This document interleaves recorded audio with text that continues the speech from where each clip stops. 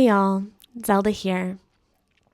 Today I am wanting to come and talk to you a little bit about ancestral elevation. I want to talk a little bit about the ways in which I have seen and experienced my life and my lineage be transformed since starting this practice in a very intentional way. Essentially, I think the first ancestral elevation that I formally did, with a practice, was in 2022. So now I've been engaging in this practice in a more devoted, intentional, and ongoing way for 4 years, on and off, right? Like in the sense of I will explain what I mean by that, how I practice it, and the ways in which I've seen that impact me. And this has been I will say that why I say formal is that I have engaged with my ancestry in a very intentional and honoring way, like through the love of storytelling and through trying to start honoring them on days where the veil kind of feels thinner. But I honestly really didn't have a connection to the beloved dead of my lineage, to my beloved dead. When I first started connecting with spirits, connected to a lot of spiritual guides, to spirits who were supportive of me on my path. I connect a lot, and I still do, but I connect a lot to what sometimes might be considered like fantastical or mystical beings. If you've watched my videos before, I connect a lot to dragons, and specifically the lineages I work with of these beings are dragons, unicorns, sphinxes, and phoenixes. And that is what a lot of my early spiritual work focused on, as well as connecting with the archetypes of the tarot. But in 2020, maybe, I started practicing, so about 5 years ago, I started practicing Espiritismo Cruzado after training with Kaitlyn Graña in Into the Veil, and who is amazing. They are amazing, by the way. If you want a spiritism training, a container to learn about this practice, to learn how to build your bóveda, to learn how to engage with your spirits in a way that is very rooted in an open spiritual tradition. So if that is something you're interested, they are someone great to do that with. I have really valued the community that I found, and they are where I learned about the formal practice of ancestral elevation, or sometimes referred to as ancestral veneration. This is something that when I first started connecting with my spiritual guides, I really was confused. Like a lot of people say, connect to your ancestors, call in your ancestors. And I really never connected with almost any human guides, even. I would connect with animals, and so rarely were they I connected with some humanoid seeming guides, but not with humans. And I just did not know why. In my own lore, I did find out why through the practice of ancestral elevation. One of the things that happened to me that kind of sparked the initial desire to engage with this ritual, which I will explain how I do it. And I do think that there is value in, if you don't connect to these types of practices, finding your own way of doing it. But essentially, I was having I did as a kid too, had a lot of night terrors. And there were these very vivid dreams where I would wake up sweating, screaming, having scratched myself. And I had that when I was very, very young, I think. And then more as an emerging adult type of 17, 18, 19. I experienced a lot of trauma and had a lot of, I think, uncertainty of how my connection to spirit and creativity, how I could stay grounded in that. I didn't really orient it to it as spirituality at that time. It was just very much I had sometimes what I think were spiritual crises. But this was more recently. This was when I was in grad school that I had this. So 18 maybe. And this was a dream that I have that was so vivid about, and I'm not going to like share very much in depth, but I was someone who was not myself, and I was trying to escape this man, and he was very awful. And I woke up just feeling like I was drowning, and I had this dream like repeatedly. And I remember like writing it down at the time and being like, it's so vivid. It felt so real. It felt like a trauma flashback. Like if I've had a trauma flashback, it felt like that. It felt like I was having such a visceral experience. The feelings, like I don't know how else to describe it besides that it felt like a lived experience for me. And I wrote it down and did some kind of more like cleansing practices, and it did eventually kind of subside, but it didn't go away. And eventually, once I started working with this other mentor and teacher, Kaitlyn, they shared with me during a session that I did with them that they thought I had an ancestor who would like elevation, and they provided me with some resources that they have available for free. And I even think they have a course on it too, if you want to like I said, formalize, learn more. So it was interesting because I was like, I didn't know the name of this ancestor. They didn't either. I didn't know anything about it in the sense of like I hadn't been called to this practice specifically before. And so I did it. And I know exactly when it was. It was in 2022 that I actually did the practice finally, because I have it written down in my spiritual journal. Like I keep a couple of spiritual journals and I do date things. So I know that that's when I performed this elevation finally, after I think kind of like putting it off. I don't know what I think it's that I've had a hard time sometimes engaging in spiritual traditions because there is a part of me that deeply wants to do something right. And this is something that, because I've never done it before, there was no way for me to really know if I was doing it correctly. And I think I just had a little bit of anxiety with like jumping into it. But the structure of it really appealed to me. I also am not someone who does a lot of active spell work. I do a lot of spiritual work that I would say is very magical in nature, but I'm not like often doing something like a magical working specifically to like call something in. Like I have done them sometimes, but it's just like not a huge part of my practice, I guess. And so it did feel more like that, right? It's ritualized. And so the process of what this is, I'll explain it here, and then I'll talk a little bit more about it at the end.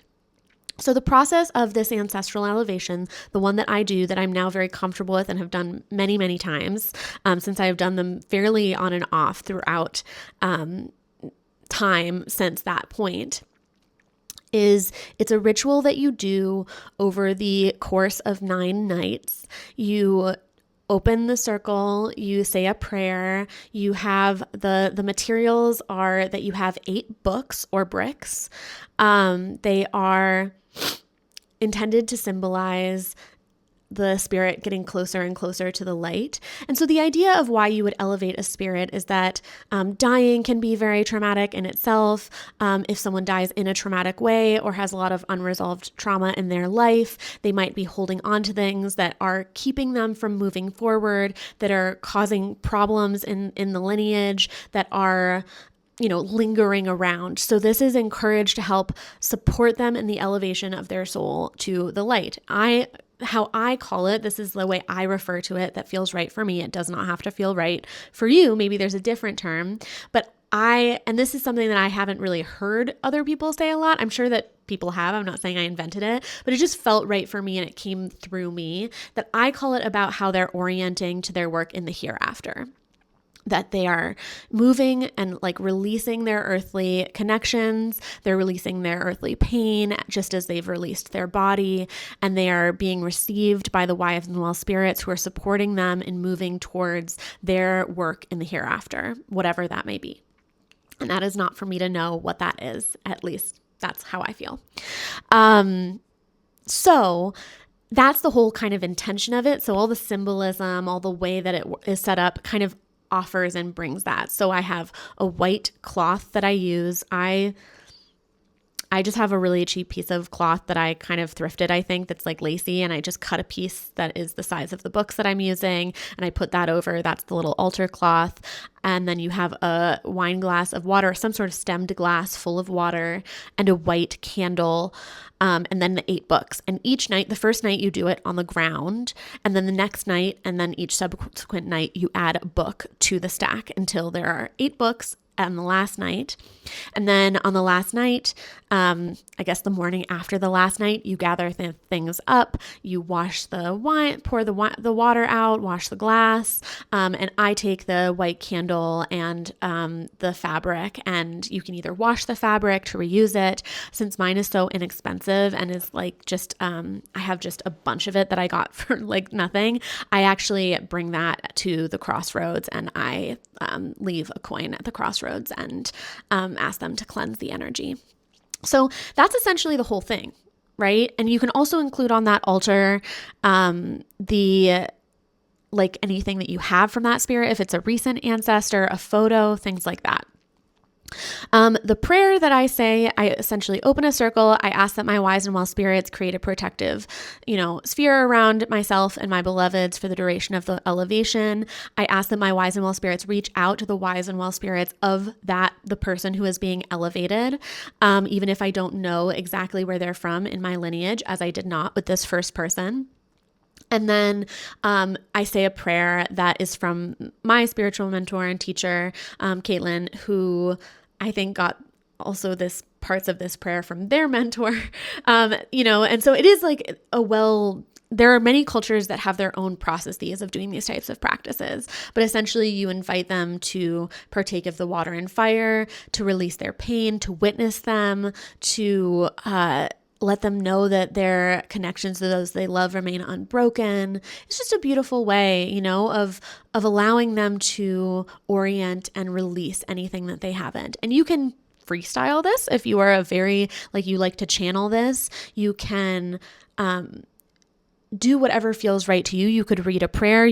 I think that some of the people that I am in community with, they do things like play their favorite music of the person they're elevating. Like if you had a close relationship with who you're elevating, then you do whatever feels right for you. I did an elevation with my mom for her grandma, for my great grandma, who I did not know incarnate, but was very, very close to my mom.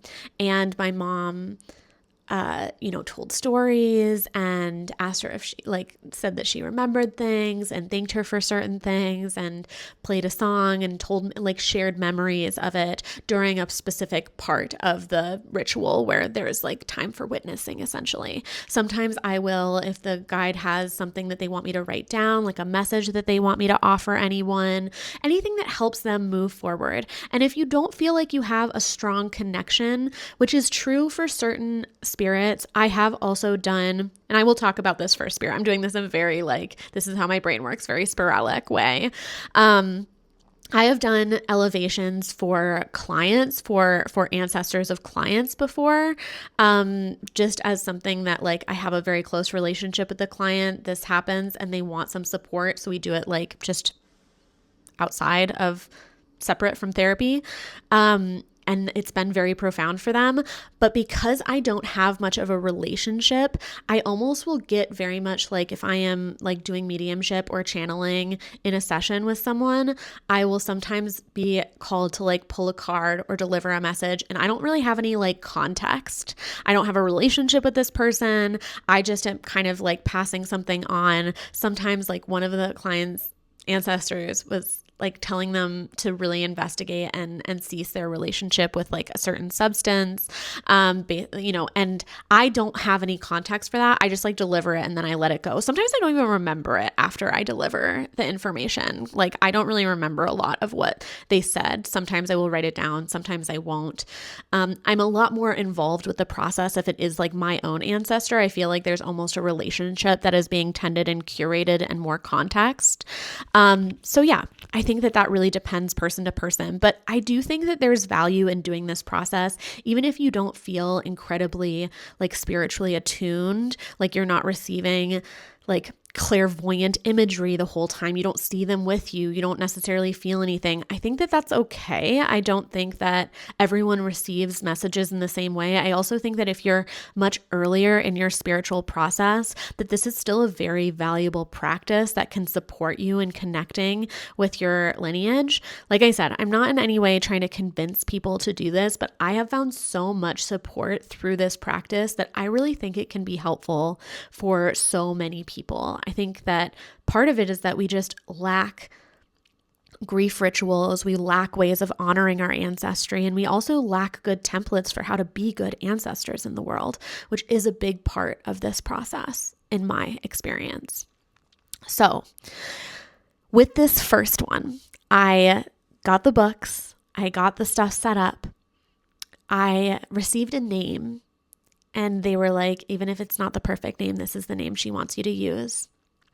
So I used the name and I called her in, and immediately I was like back in that memory of that dream. One that, like I said, I think like 3 years or something had passed. And this ancestor, over the course of these 9 days, shared with me that she had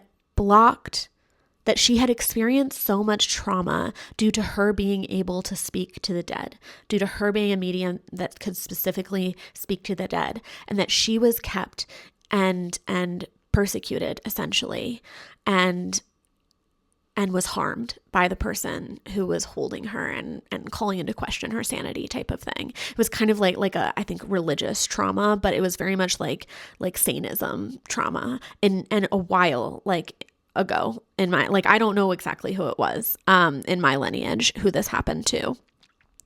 But this is the story that they shared.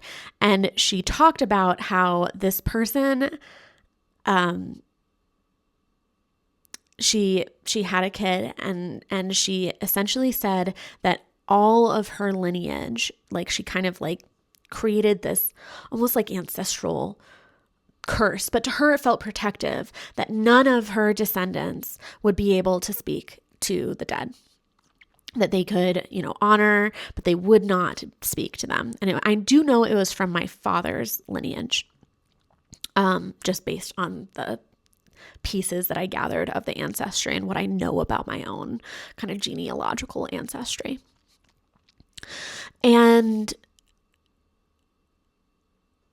this is so interesting that she really felt I really felt her grief and her pain, in the sense of she really felt like this was the right thing.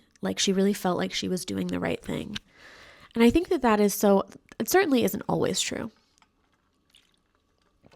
Certainly there are ancestors who perhaps did things that they knew were wrong and did them anyway. Right? But so often, much more of the time, I think, there is a belief of doing the right thing due to the circumstances, and a lack of clarity or awareness of the implications that might have. And so I completed the elevation for this ancestor. I felt very grateful. And also it was a very powerful experience to feel connected to an ancestor that I didn't know in this way. Because I very much wanted, at that point, at that point in grad school had done a genealogy project and was really grappling with how little I knew about my family. My family doesn't tell a lot of stories about our ancestors. And even though I've done those family tree projects, I've actually gotten different information, a lot of the times that I've done it, conflicting, confusing. It almost seems like they didn't know. And as I started learning about this, I would ask more questions. I would ask more specific. If there was contradicting information, I'd really try to work it out a little bit. And I'd ask different people. And as that started happening, different people in my family started becoming more curious, started sharing new information, started saying, I think I do remember something, that someone talked about once, or a distant cousin shared information about ancestry. People who were never willing to talk about those things before became more open to talking about them. And it really did bring me and my mother a lot closer together. As as I shared and engaged with her around this, specifically after doing an elevation for my grandmother and her sister. And then also doing one for her grandmother. And so I've done quite a few since then. And since that experience, I do now connect with human dead ancestors of mine, a couple in particular, some where I know where they're from in my lineage, some where I don't. I mean, if you go way back in your lineage, there are so many ancestors, right? Like, it is profound. And I'm not saying this to kind of like erase the importance of our recent history and past, but when we think about connecting to our wise and well ancestors, our ancestors who have lived and died well and who have so much gifts to offer us, there are so many that are, in my experience, so eager to help. My teacher talked about this a lot, that these are some of your most powerful advocates in the spirit realm. And some of those are very close in lineage, and some of them are more distant. And all of us have ancestors who have done harm. All of us have ancestors who are wise and well. This is not to erase the location, the identity and location of certain people, but just to acknowledge that through the process of immigration, colonization, subjugation, harm has been done and received by our ancestry over time. And we all have ancestors in need of elevation, and we all have ancestors who are wise and well and ready to support us in the work that we are already doing. So I just think that that is so empowering and so valuable, and something that, especially in thinking about, like, I really believe that because I work as a therapist and work with the wisdom of the body and spirituality, that our body really is a direct connection to ancestry. And there is research to demonstrate things like intergenerational trauma, but also intergenerational strengths and gifts. And, the way that we respond and adapt is intergenerational. It is not so isolated or compartmentalized. And so I do think that there is so much beauty in being in relationship. And it also has really shifted, like, as I've engaged with this ancestral elevation, not only has more come to light about what I know about my own ancestry, but I have felt more empowered to connect to, like, the gifts that my lineage has to offer. The product of so many different people and stories and hopes and dreams and mistakes. I have so much left to do as well. But this is something that has been so empowering for me in my experience, and for clients really has, for different people, has really radically changed their life. I do think that there's some element in, especially those of us who experienced childhood trauma or intergenerational trauma in a complex trauma type of way.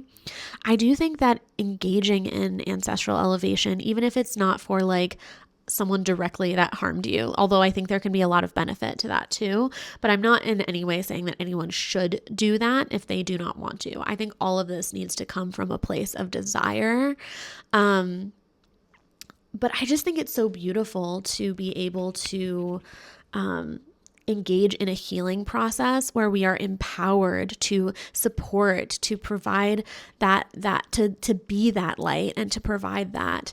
And that there is a way in which I even see parts of people's selves engage in an elevation process and a releasing throughout a therapeutic process, throughout practices like EMDR that I do with clients. I think oftentimes there is a part of self that gets elevated, that is almost like a self ancestor, a young version of self that is creating and holding energy in the moment, recreating patterns, and wants to be healed and released and freed. And that is a big image that I feel of that ancestral elevation practice, is this releasing and freeing of energy to contribute and support in a different way. And our world is really in need of it. There are a lot of patterns that it feels like it's time to interrupt and to compost and to move forward in a different way. I am engaging in an ancestral elevation right now for a family member, a cousin once removed, I guess, my mom's cousin, who passed. And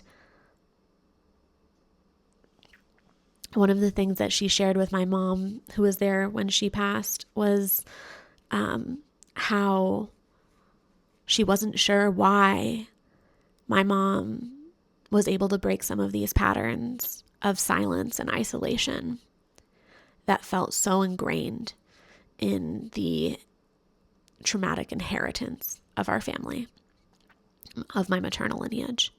And my mom shared this with me, and I'm doing the elevation, and it's so interesting to just see that coming into awareness. It's also the first time I've done it with someone who's so recently passed, besides my cat. I did an elevation for my cat. And, people have different spiritual beliefs of whether animals need elevation or not. I mean, she was such a little angelic ray of light. I don't feel like she really needed it as much as I needed to do the elevation for her when she passed, like about a year ago. But my spouse and I did it together, and it was so beautiful.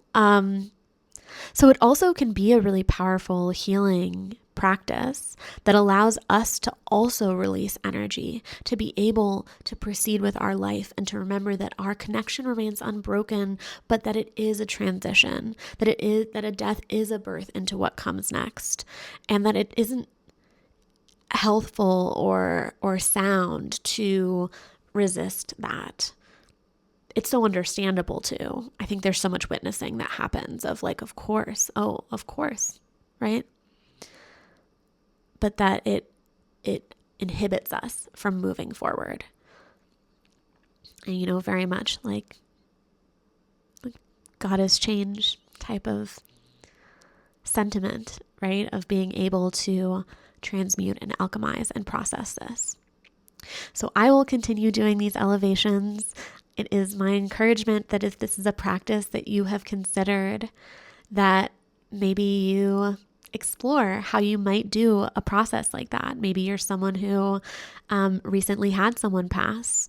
I especially think this can be helpful if it's sudden, someone close to you who passes suddenly, or who you have tension left in your relationship with. That can be beautiful as well. It also can be something that if you have a beloved ancestor who, it feels like they're around a lot in a supportive or not way. I also did an elevation for an ancestor who really did live and die well, but really wanted like a little energetic boost almost. Like they wanted to do something new, and they asked that I perform a shorter version of an elevation to support them in really like releasing any other ties and moving into something new. And that was really sweet. So there's lots of different tones, and once you like learn the framework of it, it's just a practice that you get to engage in. It doesn't need to look any kind of way. The elements that I encourage including from my own experience are really grounding, cleansing, and protecting yourself as you open the circle, really calling in not just your spirits, but asking your spirits to call in the spirits of the ancestor that you are elevating. And then really saying a prayer that allows this releasing, this forgiving, this connection and remembering of them, the honoring of their contribution to life, the permission for them to have made mistakes and still go on to do their work in the hereafter. And then those different materials, I find those to be really, really useful. I think that there is a syncretism or a symbolism that is so powerful in having the actual elevation. But I think that the materials can be as simple or as extravagant as feels. I know lots of people do flowers or songs or things like that. I like to sometimes play a singing bowl at certain parts, or ring a bell or sing a song. But I think anything beyond that is you getting to play with your spirituality in a creative and supportive way. So that is a little bit about Ancestral Elevation, to the magic that it has brought to my life and to my lineage. And yeah, I'm curious if you've had any experiences around this before. Many blessings. Bye for now.